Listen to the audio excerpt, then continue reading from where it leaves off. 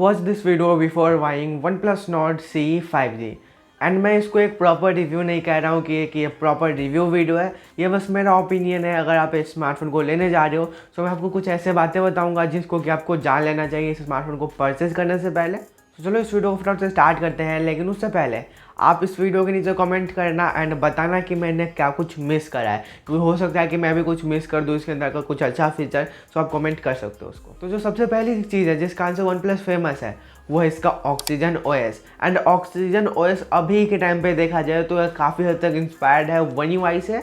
One UI किसका है? Samsung का। तो आपको काफ़ी सिमिलर सा UI लगेगा सैमसंग से, क्योंकि ये थोड़ा थोड़ा कॉपी करा गया, आप इसको कह सकते हो, बट हाँ थोड़ा बहुत ही सिमिलर है।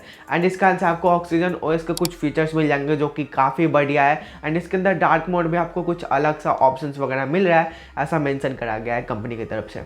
एंड हाँ, आप कह सकते हो कि इसके अंदर आपको ऑक्सीजन ओएस मिला है, बट यहाँ पे आपको पूरा अच्छा सा परफॉर्मेंस नहीं मिलने वाला है, क्योंकि इसके अंदर आपको प्रोसेसर 750G मिलेगा जो कि एक थोड़ा सा लो परफॉर्मिंग प्रोसेसर है। सो ये तो रही ऑक्सीजन ओएस एंड UI के बारे में बात। बट अब बात करते हैं एक्चुअली कि क्या आपको ये लेना चाहिए एंड क्या कुछ है। सो पहली चीज़, इसके अंदर आपको ग्लास बैक नहीं मिलेगा। एंड OnePlus का स्मार्टफोन प्रीमियमनेस के कारण ही बिकते थे इंडियन मार्केट के अंदर, एंड इस स्मार्टफोन के अंदर आपको कहीं पे भी प्रीमियमनेस फील नहीं होने वाला है।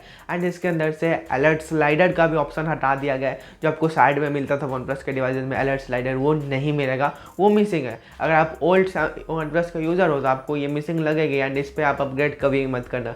ये एक डाउनवर्ड वर्जन कर सकते हो OnePlus Nord का। एंड बस इतना ही नहीं, इसके अंदर आपको कैमरा भी उतना बेटर नहीं मिलेगा। इसके अंदर 64 मेगापिक्सल का कैमरा मिल रहा है, बट वो अच्छे से परफॉर्म नहीं कर रहा है, अच्छा से ऑप्टिमाइज नहीं हो रहा है। ऐसा एक वीडियो का क्लिप अभी आप देख सकते हो। जैसे देखो आप, सनसेट होने वाला है, एकदम मस्त सा मौसम है, कोई ऐसे ओवर एक्सपोज वाली कंडीशन नहीं होनी चाहिए कि धूप आ रही है चेहरे पे। मैंने फोटो क्लिक किया, व्यू फाइंडर में कितना अच्छा लग रहा है, लेकिन ये इमेज को प्रोसेस करने में पहले तो टाइम लेता है। टाइम लेने के बाद जो प्रोसेस करके रिजल्ट आता है ना, उसे पता नहीं क्या शौक है, इसको ओवर एक्सपोज कर देता है। मैंने 2-3 बार टेस्ट किया। इवन आर्टिफिशियल लाइट में अगर आप कैमरे से फोटो क्लिक करते हो और अगर कुछ इस तरीके से आपने नीचे कर लिया ना, तो फोटो आपकी शेक हो जाती है। तो अभी आप लोगों ने देखा कि कैसा ऑप्टिमाइज उतना बढ़िया नहीं है। इस कारण से मैं ये भी कह सकता हूँ कि इसका जो कैमरा है वो अभी बेटर नहीं है। अगर आप कैमरा फोन ले रहे हो तो इसकी तरफ मत जाना।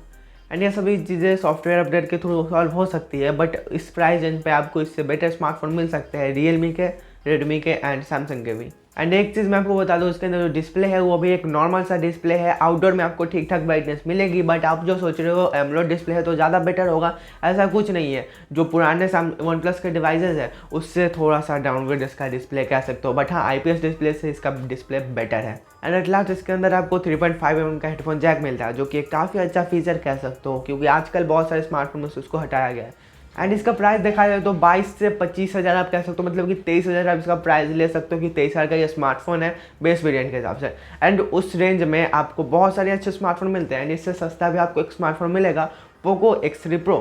ये अच्छा स्मार्टफोन है इस प्राइस में, उसका परफॉर्मेंस भी बढ़िया है PUBG के लिए, यानी कि BGMI के लिए। लेकिन इस स्मार्टफोन को आप किस पर्पज़ के लिए लोगे? पहली बात तो आप ये सोचो, कैमरा पर्पज़ के लिए लोगे तो कैमरा इसका उतना अच्छा से ऑप्टिमाइज नहीं है अभी के टाइम पे। गेमिंग के लिए लोगे तो उसका प्रोसेसर ही उतना अच्छा नहीं है, 750G मिलता है जो कि एक 5G प्रोसेसर है, बट कैपेबल नहीं है PUBG के वो हाई सेटिंग्स पर रन करने के लिए। तो अब बचता क्या है? User experience. तो इसके अंदर आपको ऑक्सीजन ओएस मिल रहा है, बट ये भी थोड़ा थोड़ा लैग करेगा, एंड फ्रेम ड्रॉप्स आपको मिलने वाले हैं, क्योंकि इसके अंदर प्रोसेसर कैपेबल नहीं यूज़ करा गया, जिस कारण से आपको यूज़र एक्सपीरियंस भी उतना बढ़िया नहीं मिलेगा। सो आप इस स्मार्टफोन को किस चीज़ के लिए लोगे? एंड ऐसा नहीं है कि मैं इस स्मार्टफोन की बुराई कर रहा हूँ, हाँ ये स्मार्टफोन बढ़िया है, आपको प्रीमियमनेस नहीं मिलेगा, बट फिर भी OnePlus के ब्रांडिंग तो मिल रही है, तो इस तरीके से बढ़िया है स्मार्टफोन, ठीक ठाक है। लेकिन इस प्राइस रेंज पे ये बेटर सूट नहीं करता है। अगर ये 18,000 के आसपास आया था तो आप इसकी तरफ जा सकते तो ये सबसे बेस्ट ऑप्शन होता, बट OnePlus पहली बार लेके आया है मिड रेंज से थोड़ा सा मिड रेंज के आसपास, तो कह सकते हो कि ठीक ठाक डिवाइस है। एट लास्ट मैं आपको यही बोलूँगा कि अभी इसके अंदर कुछ भी उतने बढ़िया नहीं मिला, बट अगर आपको OnePlus का डिवाइस है, आपको OnePlus ही लेना है, आपका बजट 25,000 के आसपास है, तो आप इसको ले सकते हो, नहीं तो आप OnePlus Nord की तरफ भी जा सकते हो। एंड मैं ये नहीं कह रहा कि स्मार्टफोन बुरा है, स्मार्टफोन बढ़िया, बट इसके अंदर ऑप्टिमाइजेशन बढ़िया से नहीं करा गया है, जिस कारण से स्मार्टफोन बहुत ही लो परफॉर्म करता है। भले इसका टोटल टेस्ट बहुत ही बढ़िया आता है, बट वाइल गेमिंग आपको बहुत सारे प्रॉब्लम्स आएंगे, जैसे कि फ्रेम ड्रॉप्स, ये तो मिलने ही वाला है, ये 100% है जब तक ऑप्टिमाइज नहीं होता है। सो अगर आप इसको ले लेते हो तो बढ़िया रहेगा, नहीं भी रहेगा, दोनों चीज़ कह सकते हो। 50-50% का चांस है, क्योंकि इन फ्यूचर में वन प्लस ने अच्छा अपडेट दे दिया तो 22,000 के स्मार्टफोन में आपको सब कुछ मिल जाएगा, यानी कि स्मार्टफोन सबसे बेस्ट होने वाला है अगर अपडेट ऑप्टिमाइजेशन बढ़िया से हो जाए। सो ये डिपेंड करता है आपके ऊपर। अगर आप इस वीडियो को 2 महीने बाद देख रहे हो तो हो सकता है कि ये स्मार्टफोन के अंदर अपडेट आ चुका हो एंड अच्छे से परफॉर्म करेगा। बाय द वे, इस वाले वीडियो में इतना ही। 3 रीजन जानना चाहते हो स्मार्टफोन को नहीं खरीदने के तो इस वाले वीडियो को देख सकते हो एंड मैं मिलता हूँ किसी और वीडियो में, तब तक के लिए बाय।